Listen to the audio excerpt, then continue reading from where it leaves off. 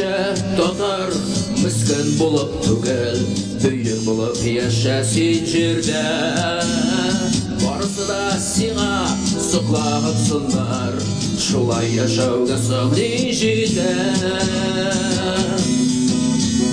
Яшә татар, уялмыйча яшә үткәнеңнән, boş şibet yavgir kabir, yoluna bas sin, kıblan büyüklük, babamlarının dalında vakit. Xatir üte mühim нәрсә, xatiri bulmagan халык ул инде үлемгә, юкка чыгарга дучар ителгән халыкка әйләнә.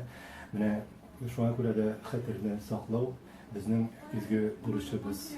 Һәркем үзенең үткәнен, бүгенгесен белергә тиеш һәм киләчәктә үткәннәр хисабына киләчәктә ялгышмас өчен хатир кирәк. Менә һәркем үзенең тормыш агачын, шәҗәрәсен белгән кебек, без дә татар халкы үзебезнең милләтебезнең шәҗәрәсен белергә тиешбез. Инде 12 октябрьдәге хатир көненә килгәндә 1552 елгы фаҗига ул безнең милләтебезнең бик беркайчан да юылмас канлы шундый фаҗига. Шуннан соң безнең милләтебезгә карата беркайда да күрелмәгән, бер милләттә күрмәгәнчә геноцид башланган, көчләп чукындырулар, юк итүләр, кыру, милләтне милләт буларак юк итү. Шуңа күрә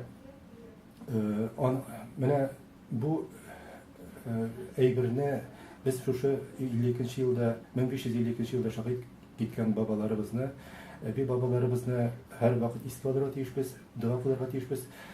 12 октябрь көне менә шушы каһарманнарыбызны, милләттәшләребезне искә алу көне дә. Шуңа күрә без бу хатир көненә чыгарга тиешбез, бердәм булып. Кызача каршы теге хатир дип әйттем сүзнең башында, хатирне җоя барабыз сыман тоела миңа. Чөнки ана кирәге юк, татар теленең кирәге юк дигән фикерләрне ишетә барабыз. Чөнки моның өчен бик зур эшләр башкарыла. Менә 1552 елда соң 1552 елда соң нинди эшләр башкарылган? Менә аның формасын үзгәртеп, бүген дә бу эш дәвам итә.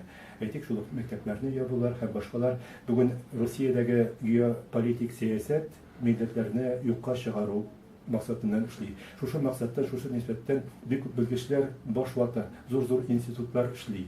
Шуңа күрә безгә менә бу әйбергә каршы торырга кирәк. Безнең каршы торыр өчен безнең һәр кайсыбызның үзебезнең эчке рухы милләтпәрвәр булырга тиеш. Без һәрберебез үзебезнең балаларыбызны милләтпәрвәр итеп тәрбияләргә, татар җанлы итеп тәрбияләргә, татар телле итеп тәрбияләр тиешбез. Безнең оныкларыбыз татар телле булырга тиеш. Менә шушы нисбәттән без хатир көнендә җыелып, дугалар кылып, ата-бабаларыбызны искә алып, үзебезнең барлыгыбызны исбатларга тиешбез. Һәм әлеге хатир көнендә безнең хатир көнен безнең балаларыбыз дәвам итәргә тиеш. Тагын кабатлыйм, хатирсез халык ул юк халык дигән сүз. Шуңа күрә хатир көненә барыбыз да бергәләп барыйк, дуга кылыйк. Яшә татар, төкер көлгәннәргә, бездән алар әллә артыкмы? Беркемнең дә шундый шанлы тарихы юк, алга кыркыл татар тартынма. Яшә татар, уялмыйча яшә үткәнеңнән, баш җибәт яугир хәбәбин, юлыңа бас син, кыйблаң бөеклек, babamlarının danında var.